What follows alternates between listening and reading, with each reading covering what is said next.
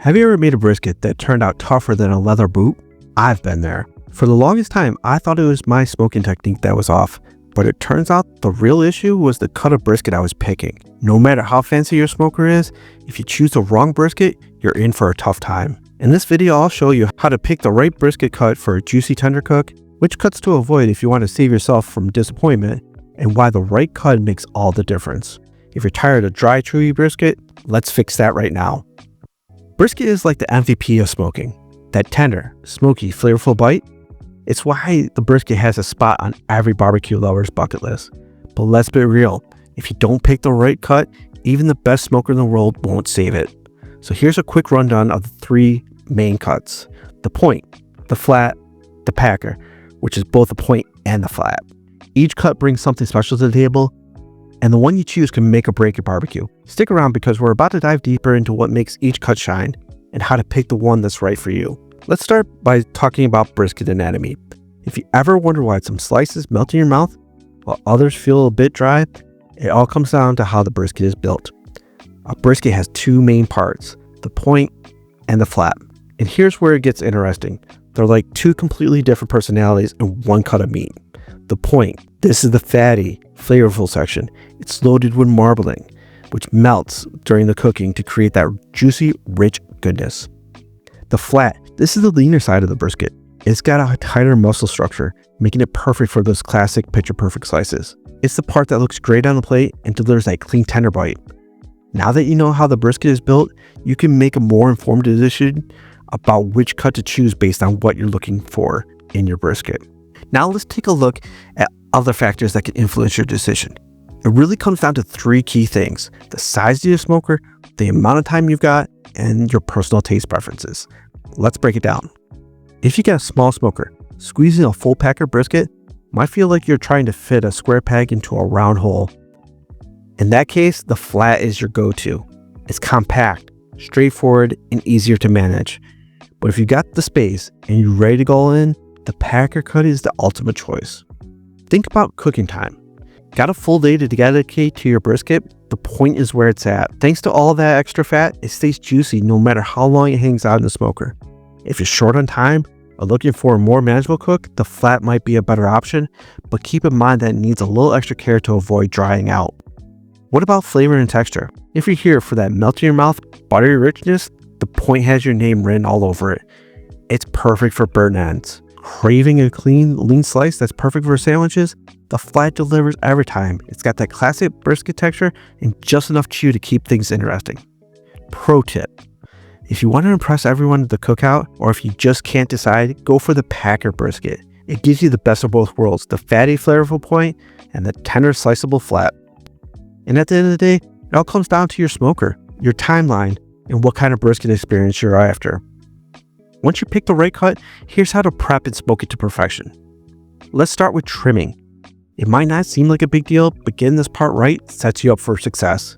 You want to remove some of the excess fat, especially along the edges, but don't go crazy.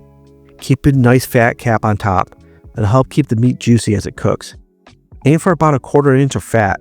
Just needs to keep things tender, but not so much that it gets in the way of the flavor. Take your time with this step. Precision goes a long way here. When it comes to seasoning, less is more in the best way possible. Some folks swear by a simple salt and pepper combo, and there's a reason that it's such a classic.